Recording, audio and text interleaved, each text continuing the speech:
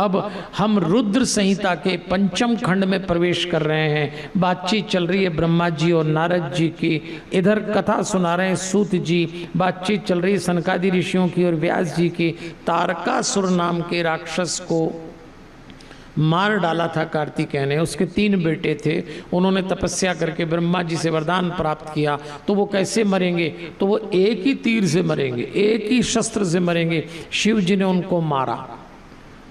त्रिपुरारी नाम ही शिव जी का इसीलिए पड़ा।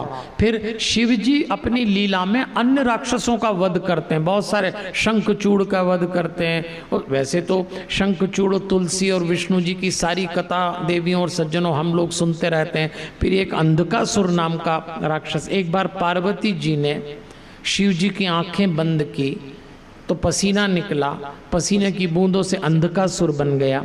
शिव जी ने उसको हिरण्याक्ष को दे दिया। हिरण्याक्ष वो राक्षस था जिसने पृथ्वी का अपहरण किया। विष्णु जी ने वराह रूप में उसका वध किया था।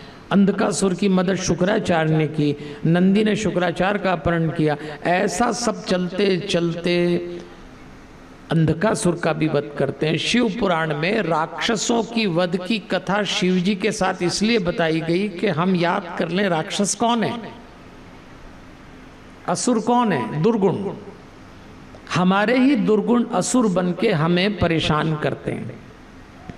अब शिव पुराण में एक कथा आती है। दक्ष की 13 कन्याएं कश्यप मुनि को ब्याही, उसमें दिति सबसे बड़ी थी जिनसे दैत्य पैदा हुए। हिरण्याक्ष छोटा था, हिरण्यकशिपु बड़ा। इन्हीं की संतान प्रहलाद हुई। प्रहलाद से विरोचन, बलि, ये वंश आगे चला और उन्हीं का एक पुत्र बना बाणासुर।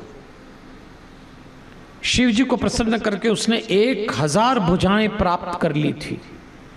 और चूंकि उसको अपनी 1000 भुजाओं पे अहंकार हुआ तो उसने शिव जी से पूछा, आपने आशीर्वाद दिया तो मेरी 1000 भुजाएं, पर अब मैं जानना चाहता हूं ये समाप्त कैसे होंगी, कौन मुझको समाप्त करेगा? शिव जी ने मन ही मन का, इसको अहंकार हो गया। तो उन्होंने कहा कोई योद्धा आएगा एक दिन इसको समाप्त करेगा। उसी बाणासुर की एक कन्या थी। उस कन्या, उसका नाम था उषा। एक दिन उस उषा ने स्वप्न में श्री कृष्ण के पौत्र अनिरुद्ध को देखा। तो उसकी एक सखी थी चित्रलेखा, जो योगिनी थी। तो अपनी सखी चित्रलेखा से कहा कि मेरे स्वप्न में एक युवक आया है और मैं उसको प्राप्त करना चाहती हूँ। तो चित्रलेखा ने कहा कौन है? तो चित्र बना के देखा तो चित्रलेखा ने कहा अरे ये क्या किया, ये तो श्री कृष्ण का पौत्र अनिरुद्ध है। उषा ने कहा मुझे ये चाहिए। तो वो योग से अनिरुद्ध को उठा लाई और महल में लाके चुपचाप रख दिया। बाणासुर के पहरेदारों को पता लगा कि महल में, स्त्रियों के महल में कोई पुरुष है, तो उसने बाणासुर को शिकायत करी। बाणासुर ने अनिरुद्ध को बंदी बना लिया।